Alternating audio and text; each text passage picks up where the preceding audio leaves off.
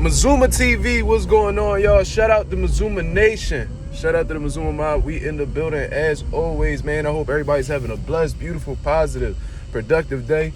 Blessed to be waking up this morning, man. I hope everybody's feeling the same. I hope everybody on their way to go get it, man. Providing for you and yours, you know what I mean?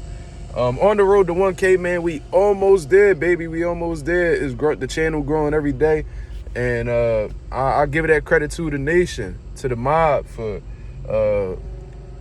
being day one supporters, you know what I mean? Believing in the vision. But what I want to talk about today is Derrick James. You know what I'm saying? One of the best trainers in boxing, in my opinion, man. If not the best trainer in boxing, you know what I mean? I got a high amount of respect for Derrick James. I've had a couple conversations with him through the DM, you know what I mean? Because he happens to be that accessible. You know what I mean? Like, I remember posting a story and tagging him in it, not thinking too much of it. And he actually responded. You know what I'm saying? Said, God bless you, thank you, and all that shit. There's times where I even spoke about going over there with him to like pretty much be an intern and see what a world-class training camp looked like. He turned it down, you know what I mean? I really don't blame him, because there is such thing as like spies and people just like giving back info and stealing the recipe and shit like that. So I'm not really tripping off of it, you know what I mean? Still got a lot of love for Derrick James and really respect what he's done in the sport. But what I really want to speak on is a lot of the criticism that he's been getting, you know what I'm saying? Because dudes like Cam and Mace, you know what I mean? That's actually one of my favorite podcasts, and ain't no disrespect to Cam and Mace. They're really entertaining. They funny as hell, bro. They got a show called It Is What It Is. One of the best podcasts on the internet right now. And they don't really know too much about boxing, you can tell, but they know enough to talk about it. You know what I mean? That's kind of like me when it comes to basketball. Like, basketball is my second favorite sport. But I'm so in the boxing world that I couldn't really speak that shit on basketball like a Stephen A. Smith can. You know what I'm saying? Like a Jalen Rose can. I know enough to get me by a regular conversation, but if niggas start pulling out the stat sheets and talking about accolades, then you lost me, you know what I mean? I'm gonna have to just tap out of that situation. But you can tell them dudes don't really know much about boxing. And fucking Cameron destroyed Derrick James. You know what I'm saying? He said, man, that gym about to be empty. You need to do something quick. Nigga, I don't know how you got trainer of the year. Was talking all this crazy shit about Derrick James. And it's like, damn. Both of his fighters lost 2 fights at an elite level, and they just automatically forgot everything he had done in the sport. You know what I'm saying? Having an undisputed world champion at 154 pounds. Having signature wins with Earl Spence becoming unified champ. One of the longest reigning welterweights of all time in Earl Spence. You know what I mean? This dude done beat top tier guys like Danny Garcia, Sean Porter, Jermell, beat Brian Castano, Tony Harrison. He also has Frank Martin. Frank Martin beat Michelle Rivera, who was an upcoming prospect just like him, had an amazing performance. He also has Ryan Garcia, who's about to fight Oscar Duarte. That's a dangerous fight. He also has Anthony Joshua. And Anthony Joshua's been winning since being with him. So it's interesting, man. It's interesting that you have a couple bumps in the road as a trainer. Automatically people assume you trash. And that's something that people don't really talk about. You know what I'm saying? They only talk about the fighter. They don't really talk too much about the trainer, because if a fighter get like 3 losses, they start being looked at as like a gatekeeper or some shit. But we seen guys like Mario Barrios lose back-to-back on an elite level and end up getting a good win under his belt with your Dennis Ugas. So people just fickle at the end of the day. And the real question that happens to be brought to the table right now is, should Derrick James be to blame for these last couple losses with his fighters? Should he be held accountable for Earl Spence's performance against Terrence Crawford? Should he be held accountable for the performance that Jermell Charlo put up against Canelo? And I'm not going to sit here and lie, man. Like, I mean, he's a part of the team. He's a part of the training camp. So, yeah, you know what I mean? You got to take the loss as a team. I feel like a lot of these dudes, it's always we when we winning, but it happens to be you when you losing. You know what I'm saying? And I'm sure Derrick James took the L on the chin just like everybody else. He a humble dude. I believe that he wouldn't have a problem taking accountability. However, I don't think that he should have all the blame for this.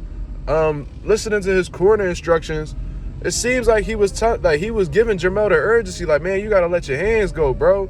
You know what I'm saying? You really gotta step it up. You really gotta put the pressure. Like, he was really doing his best to get into. He was trying to penetrate Jermell's psyche. But it's only so much that you could do as a trainer. You know what I'm saying? This is an individual sport at the end of the day. It all comes down to the fighter. You could be telling the fighter so much shit. You could tell him so much right shit. But if he's not going out there to execute it, then you really can't do much. You know what I'm saying? You just got to let this shit just play out how it play out. You know what I'm saying? In terms of Earl Spence, I feel like Earl Spence, it was a mental lapse on his part. He did not show the typical Earl Spence that I know, you know what I mean? The intelligent guy, the one who's jabbed first. If it seems like Earl Spence was on a mission to attempt to break Terrence Crawford, he pulled out a whole different style that worked to his detriment. You know what I'm saying? It just didn't work out on his part. So Derrick James should hold some blame for these guys' performances, but I'm not going to shit on the man and tear his accolades down as a trainer and call him trash because he had a couple losses. You know what I'm saying? And these are top tier fights. And when you're in a top tier fight, it's really a 50-50 situation. You know what I'm saying? And it just so happens that he came he received the short end of the stick in both of them fights. You know what I'm saying? Like, Terrence Crawford and Earl Spence was a 50-50 fight. You know what I'm saying?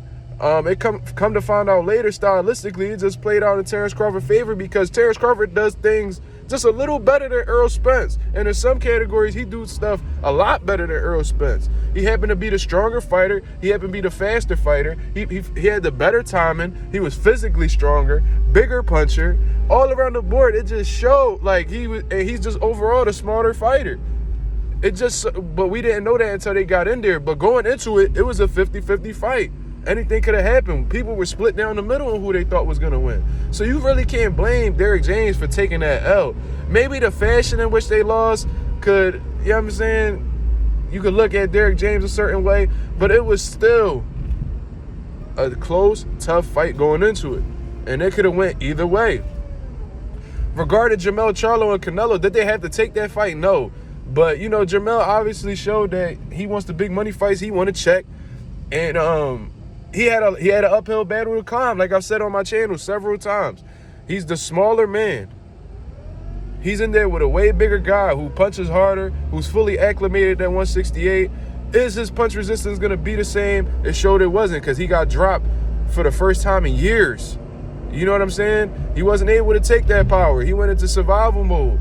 Does Derrick James really hold the blame for that? No, not really. It's just that Jermell went up against a huge task that he wasn't able to accomplish. These things happen, especially when you're moving up 14 pounds, especially when you're moving up 2 weight classes. You know what I'm saying? So it's like, how much we gonna really rip Derrick James for this, man? I'm not buying it. And like my New York nigga saying, I ain't jacking it. You know what I'm saying? I'm not really rocking with the whole vibe of tearing down Derrick James and making it seem like he a bum-ass trainer when he won Trainer of the Year just like a year ago. He was the man like a year ago. They was giving him all these types of praises, but just because he had 2 setbacks back-to-back, all of a sudden he a trash trainer. Meanwhile, there's trainers that get all these props, and they taking L's too. Freddie Roach be taking L's. Teddy Atlas be taking L's. I've seen Bomac took L's with Jamel Herring and a few other dudes.